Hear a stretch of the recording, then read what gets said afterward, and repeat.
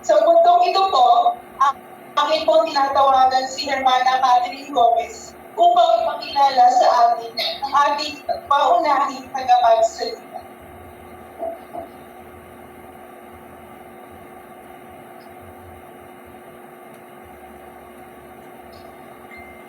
Magandang gabi po sa ating lahat. Isang karangalan po para sa akin ay pakilala ang ating panauhing tagapagsalita. Isang kawalan ng paglilingkod, pamumuno at dedikasyon.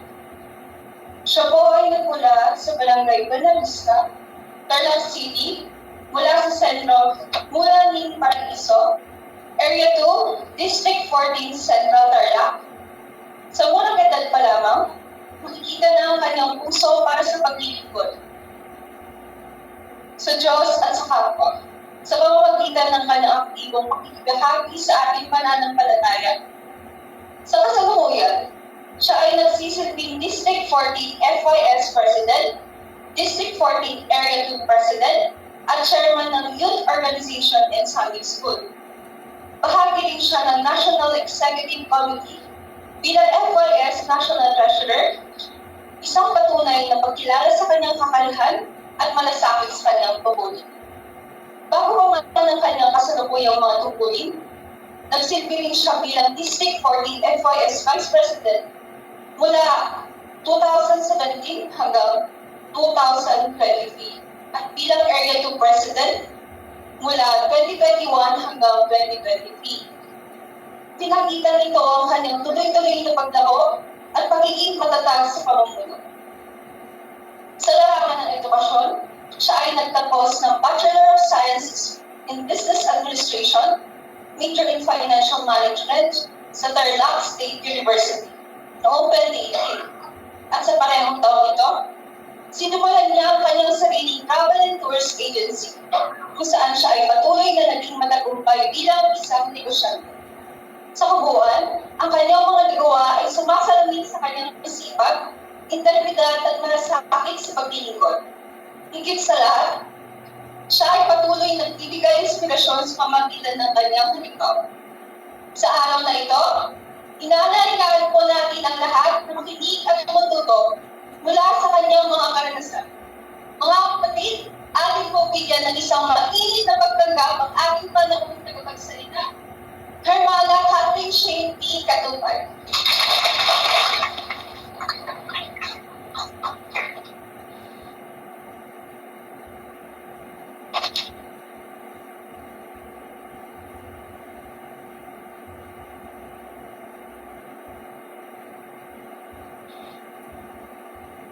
Parang na-pressure po ako sa papakilala niya.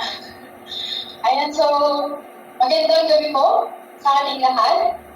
Ang papuri at pasasalamat po sa ating dakilang Panginoon, sa mga opisyales at miyembro po ng Centro Inclarian Libye, sa ating masipag na local president, Hermano Regino Yumul, sa ating FYS local president, Hermana Janelle Punsalan, at nandiyan na rin po ang ating director, Hermano Benjamin Gomez, at sa inyong lahat po na nakikiisa sa pasasalamat po ng lunduyang ito, magandang gabi po sa inyong lahat.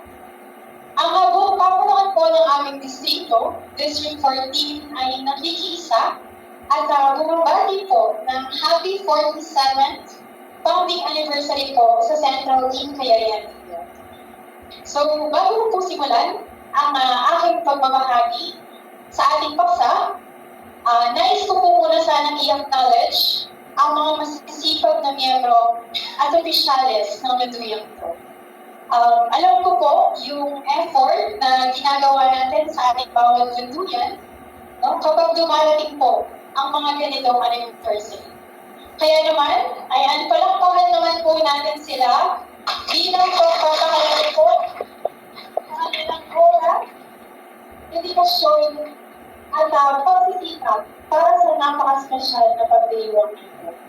At maraming salamat din po sa pag-ibig sa akin.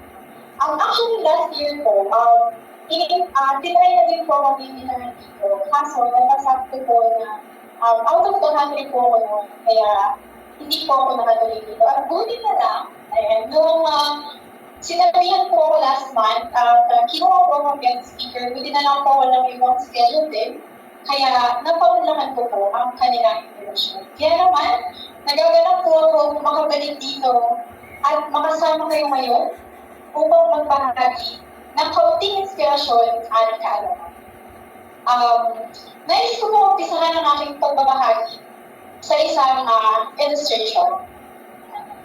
Isipin po natin ang isang bangka sa gitna ng dagat.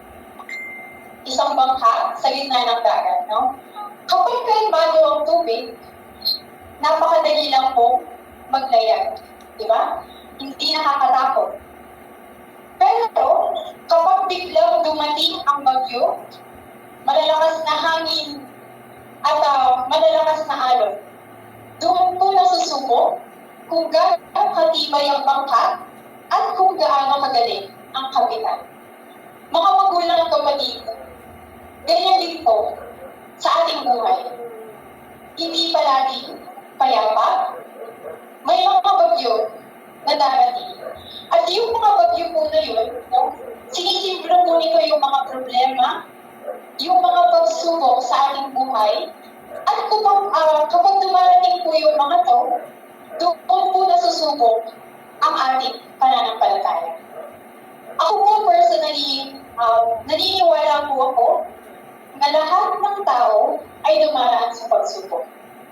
Matanda, bata, kabataan, mayaman, kahit sino pa po yan, walang example.